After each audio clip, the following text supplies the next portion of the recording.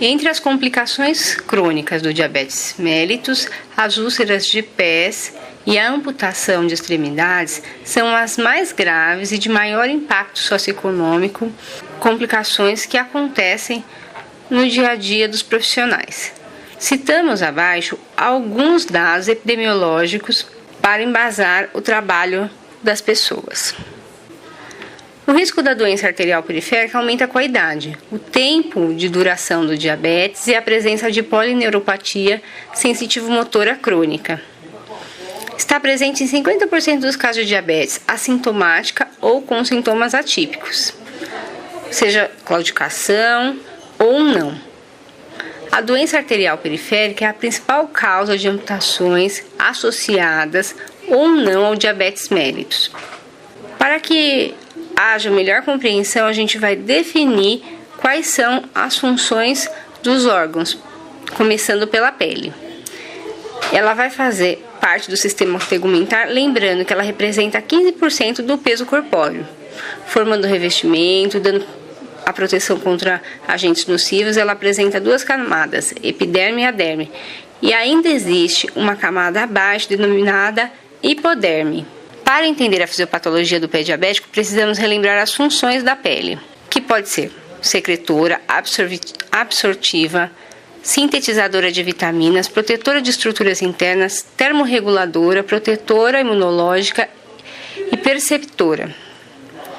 Temos epiderme, camada córnea, camada granulosa, camada espinhosa, camada basal. O cuidado da pessoa com diabetes e o pé diabético. É recomendado que toda pessoa com diabetes realize o exame dos pés anualmente, identificando fatores de risco para a úlcera e amputação. A consulta de acompanhamento da pessoa com diabetes deve ser intercalada entre médico e enfermeiro. Deverá incluir uma rotina sistemática de avaliação da sensibilidade protetora e da integridade dos pés a fim de prevenir danos. Quando houver lesão, a avaliação da mesma e a prescrição de coberturas deverá estar de acordo com o protocolo da região ou município, visto que não há um mesmo protocolo para todo o país. O segmento da pessoa com risco para desenvolver a úlcera de pé ou úlcera já instalada deverá ser articulado com a equipe de atenção básica, incluindo os técnicos e auxiliares de enfermagem e os agentes comunitários. A úlcera, qualquer lesão que provoque descontinuidade do tecido corpóreo, impedindo suas funções básicas, podendo ser intencional ou acidental. É uma solução de descontinuidade aguda ou crônica de uma superfície dérmica ou mucosa e que é acompanhada de processo inflamatório. A úlcera do pé é uma ferida atingindo todas as espessuras da pele, abaixo do tornozelo. Fatores de risco para uma pessoa com diabetes desenvolver úlceras nos pés. Amputação prévia, úlcera nos pés no passado, neuropatia periférica, a deformidade dos pés, doença arterial periférica, nefropatia diabética, especialmente em diálise, mau controle glicêmico, tabagismo. Esses fatores favorecem o desenvolvimento da úlcera nos pés. Para efetuar a avaliação da úlcera, é muito importante que o técnico de enfermagem esteja atento às seguintes características durante a troca de curativo, observando sempre as suas atribuições definidas no protocolo local e descrevendo os seguintes pontos abaixo: a localização anatômica, o tamanho em centímetros quadrados por diâmetro, a profundidade em centímetros, o tipo e quantidade de tecido, que pode ser granulação, epitelização, tecido desvitalizado ou inviável, exudato em quantidade, aspecto e odor, as bordas e margens que podem estar aderidas, perfundidas, maceradas, descoladas, fibróticas, seriperqueratose, a identificação do agente etiológico de acordo com a coleta da cultura, a dor e desconforto do paciente, alergias e sensibilidade da pele, tratamento prévio, estado nutricional, fatores que podem estar interferindo na cicatrização. Avaliação da úlcera e classificação. A úlcera pode ser classificada de acordo com a sua profundidade em grau 1, 2 e 3. Grau 1, se ela é superficial e não atinge estruturas além da derme. Grau 2 é uma úlcera profunda, ela passa da derme para estruturas subcutâneas com a fáscia. Grau 3 envolve todas as camadas do pé, incluindo osso e articulação. Quanto à extensão, que vai ser medido em centímetro quadrado, que deverão ser medidas, se possível, após desbridamento. Por isso, pede-se multiplicar os valores dos maiores diâmetros perpendicularmente e usar uma transparência em rede milimetrada, que é mais precisa para a mensuração. Temos uma imagem de tecido necrosado, tecido desvitalizado, ferida infectada e tecido de granulação. A gente tem já a cicatrização, um tecido epitelizado e um tecido misto, com um tecido epitelizado e ao centro um ponto de tecido de granulação. Slide 14. Avaliação da úlcera e fatores que interferem na cicatrização.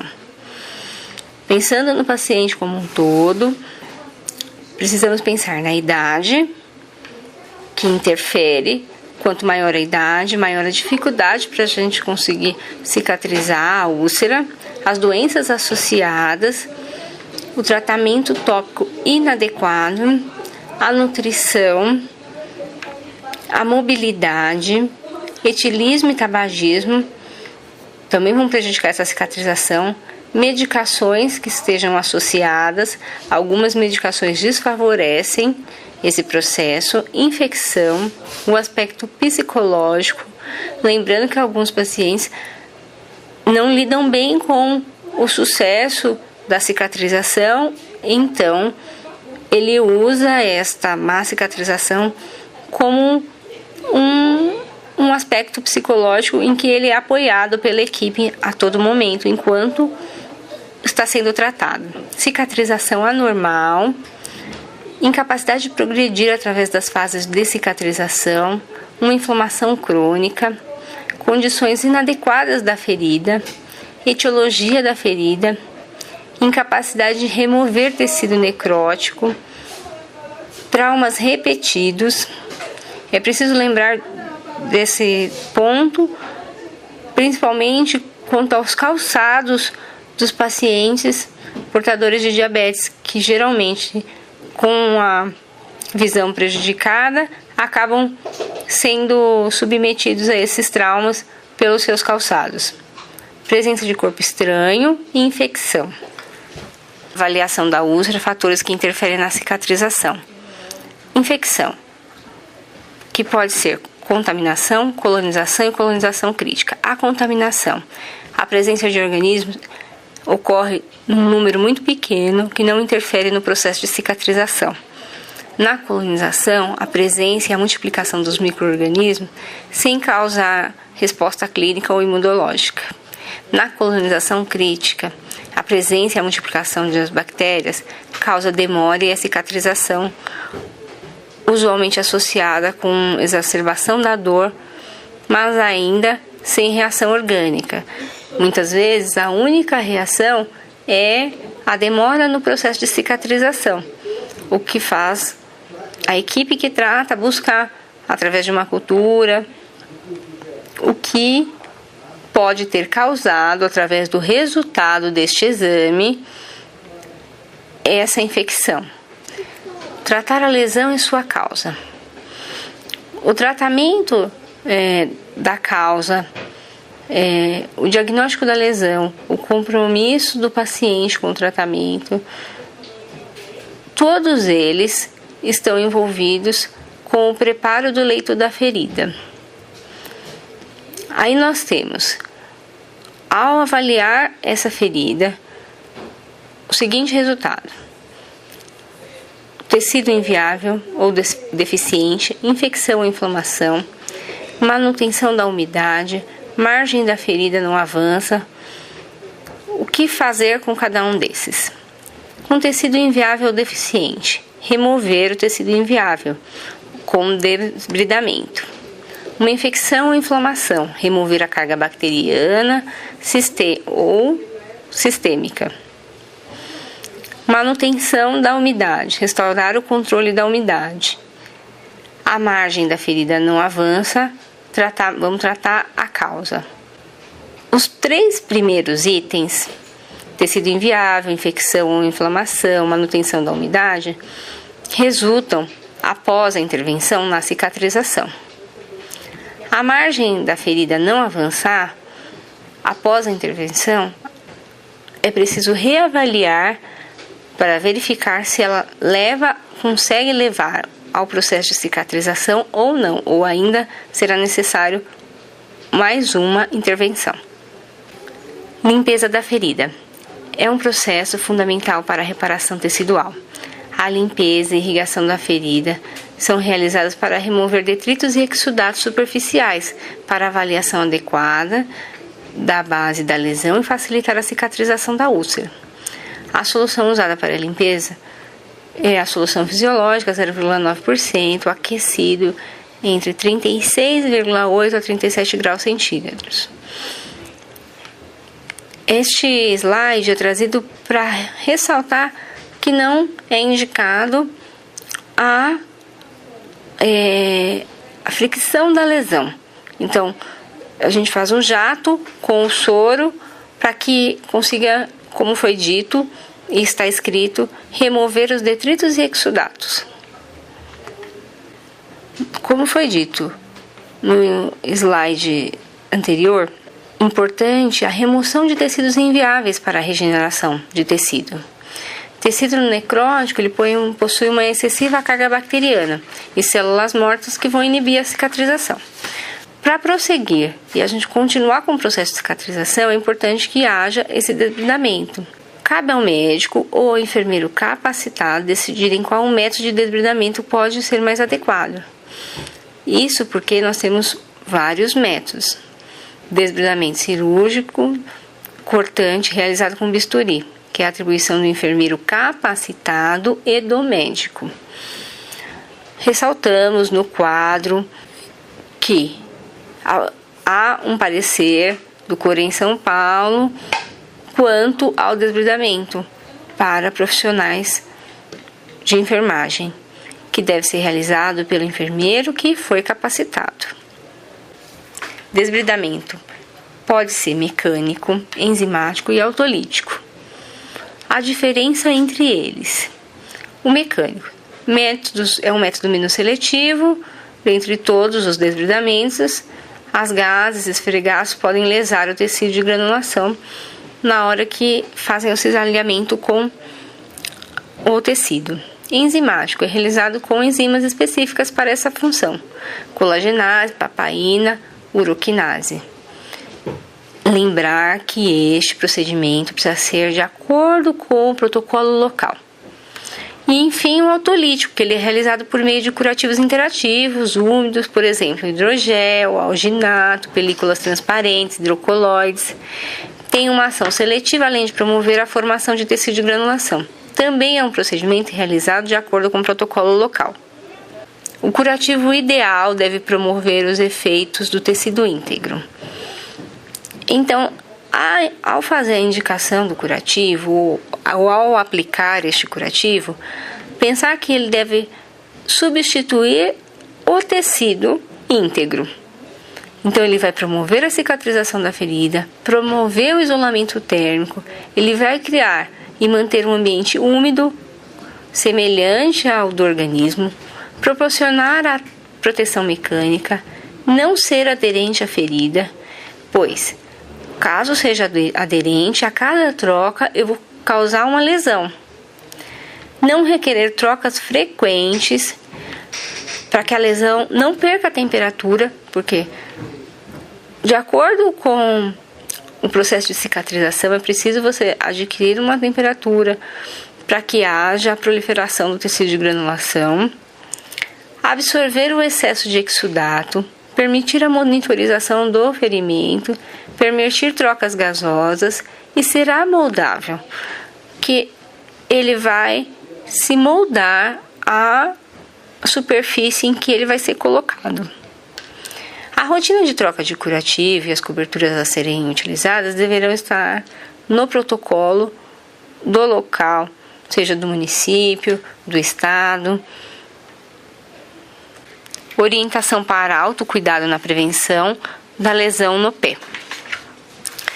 Todas as pessoas com diabetes e baixo risco de desenvolver úlceras devem ser abordadas nos seguintes pontos: cuidados pessoais e orientação para autoexame do pé, exame diário do pé para identificação de modificações, mudança de cor, edema, dores, parestesias, rachaduras na pele. Sapato, reforçar a importância do sapato adequado, que deve se adaptar ao pé, evitar a pressão em áreas de apoio ou extremidades ósseas. Higiene, lavar e secar cuidadosamente, especialmente nos espaços interdigitais. E hidratação diária dos pés com creme, especialmente se a pele for muito seca. Cuidado com as unhas e riscos associados com a remoção de pele, cutículas. Cuidado com os traumas externos, animais, pregos, pedras nos sapatos e etc. Orientar a procurar um profissional de saúde se perceber alteração de cor, edema ou rachaduras na pele, dor ou perda de sensibilidade. Orientação para autocuidado na prevenção da lesão do pé. As pessoas com diabetes mellitus e alto risco de desenvolver úlcera nos pés abordar, além dos itens listados lá no item A, os seguintes itens: evitar caminhar descalço, pois a sensibilidade é menor. Procurar ajuda profissional para manejo de calos, ceratose, ruptura de continuidade da pele. Não utilizar produtos para calos, unhas sem orientação de um profissional de saúde. Lembrar o potencial de queimadura dos pés dormentes, portanto, verificar a temperatura da água de banho, aquecedores, evitar aquecedor dos pés, bolsa de água quente, cobertor elétrico, fogueira, lareira. Não utilizar sapatos novos por períodos prolongados e amaciar os sapatos novos com uso por pequenos períodos de tempo antes de utilizá-lo rotineiramente. Usar protetor solar nos pés. Recomendações para situações especiais, como feriados, passeios longos, ocasiões sociais como casamento e formaturas. A inclusão de períodos de repouso para os pés na programação desses dias. Orientação para autocuidado quando a pessoa apresenta lesão no pé. Pessoa que tem diabetes mellitus e presença de úlcera. Vamos lembrar do item A, do item B e também os seguintes. Lembrar que infecções podem ocorrer e progredir rapidamente. Detecção e tratamento precoce de lesão aumentam as chances de um bom desfecho. Repouso apropriado é fundamental no processo de cura. Sinais e sintomas devem ser observados e comunicados ao profissional de saúde. Qualquer um deles citados abaixo. Se houver dor, sensação desconfortável, retornar ao UBS, procurar a UBS imediatamente se perceber mudança no odor dos pés, da lesão ou se ocorrer edema.